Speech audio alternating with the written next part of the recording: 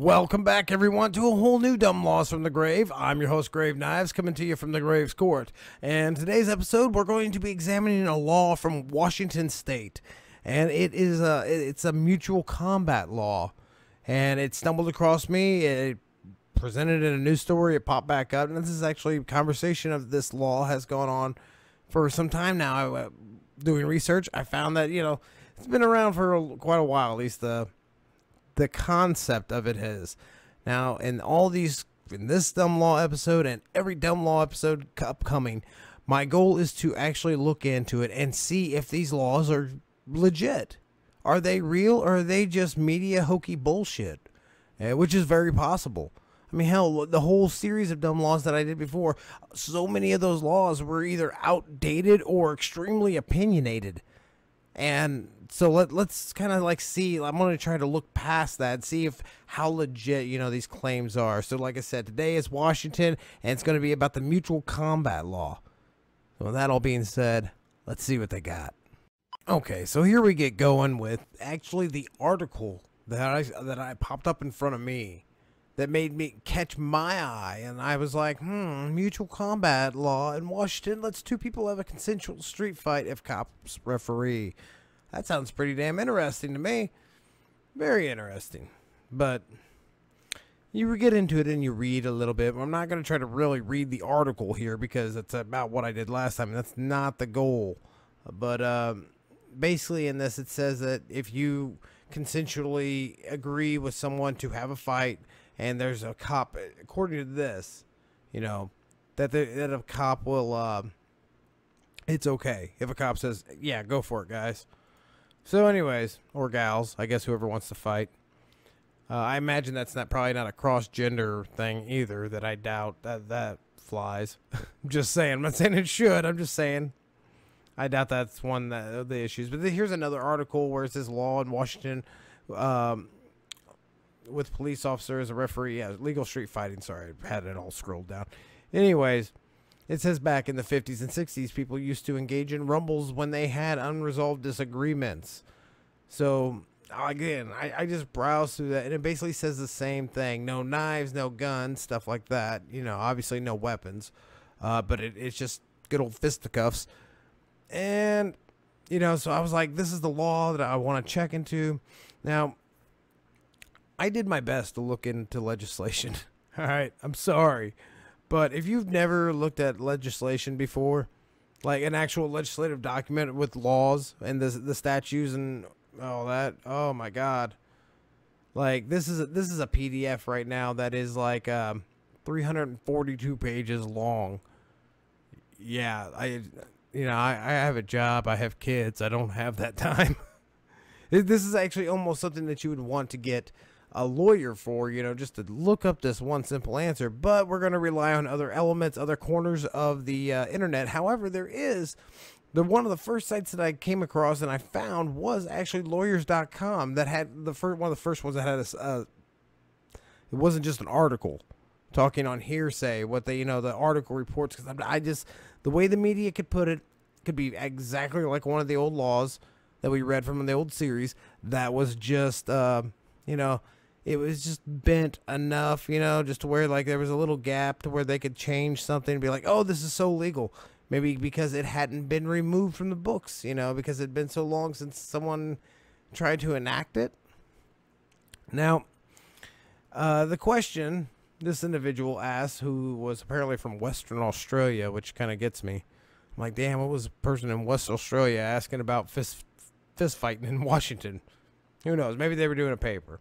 Anyways, is mutual combat legal in Washington, and can either party get in trouble for it? More details to this question is, if two people agree to settle a dispute by fist fight, and that agreement is confirmed by handshake and has video confirmation with agreement that it will not be an excessive fight ends when it is clear who won, no excessive damage.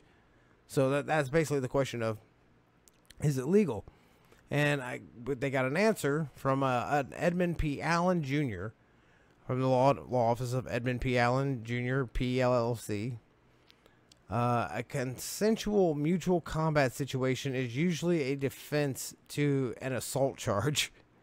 However, there's a crime in Washington called disorderly conduct, which makes it a crime to fight with another person by agreement.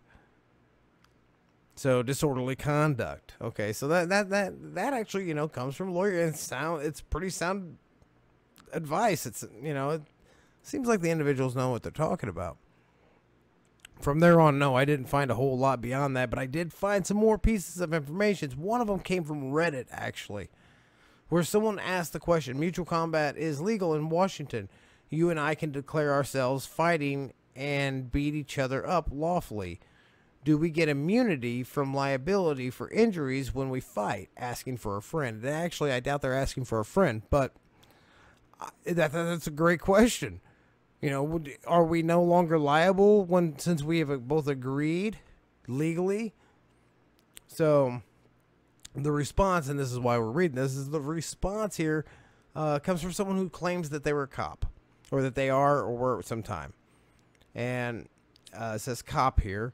I'm going to clarify some stuff. There is no mutual combat law.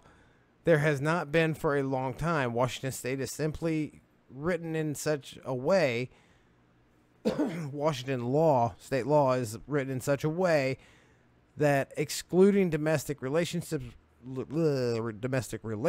romantic, sexual, family, roommates, for the crime of assault to occur, there has to be a victim. If two people who are not in a domestic relationship get into a physical fight and one of them gets injured but refuses to assist with prosecution, no crime occurred. There are always exceptions for this if the victim is mentally ill, high, drunk, etc. 2. It is not against the law to physically fight in the city of Seattle. It is against the law to fight in such a manner that creates substantial risk or injury or harm to subjects not involved in said fight, or property that does not belong to the involved subjects. This is certainly open to interpretation, but if you and your homie who have never lived together want to throw down, find a nice empty alleyway with no cars or people around and have at it. Makes pretty much sense right there. I mean, honestly, it's about it, that there is no mutual combat law. I don't think there is.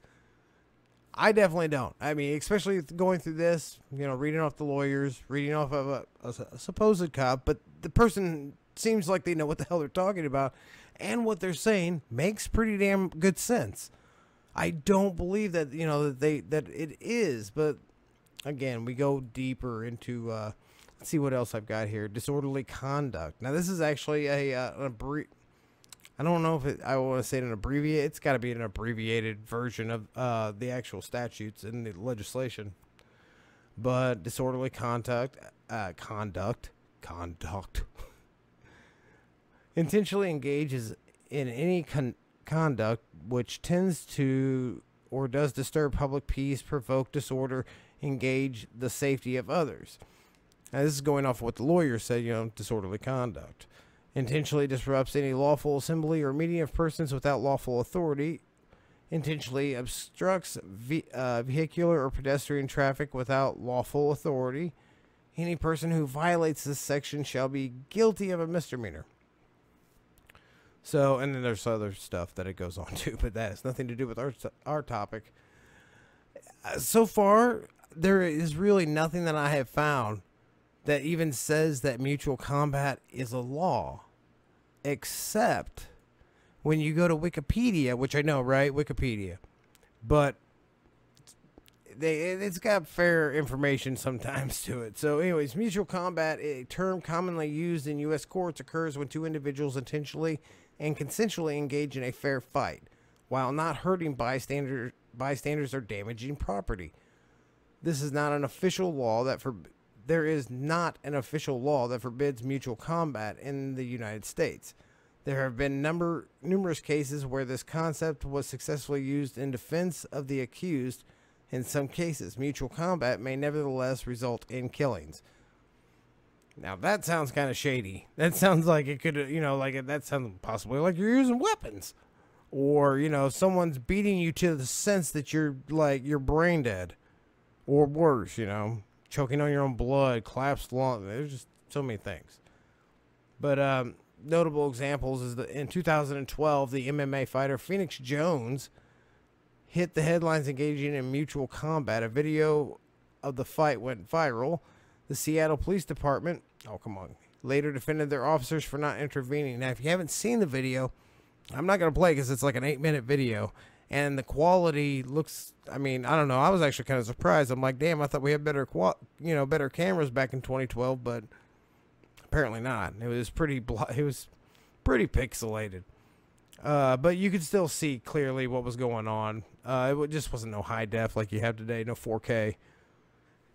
But this Phoenix Jones guy, you know, who dresses up like a superhero or used to, and run around and you know, fight crime in not so much of a kick-ass way. I mean, not like, I mean the movie Kick-Ass, you know, where they just kind of went around and did what they wanted to. But no, they actually abided by laws. You know, it was him and a group of other friends or superheroes, and they went around patrolling the streets and stuff. And there's a video where he gets into it with this drunk guy, and this drunk guy keeps pursuing them. Well, long story short, there is a cop there. The cop does stand by while the two engage in fight, and they fight, and of course Phoenix Jones wins. And but I guess that's where the kind of the idea of it came up, because that's one of the most notable things.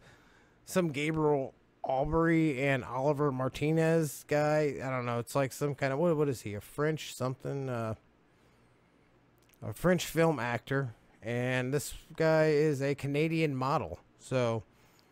Celebrities, with the exception of Phoenix Jones, but I don't know. He says he's an MMA fighter, so I don't know exactly what his day job was. I'm not for certain what that was. But anyway, so there's an example of where someone got away with it. So I have to say that my conclusion to this law is not that there's a damn law out there that says there's mutual combat.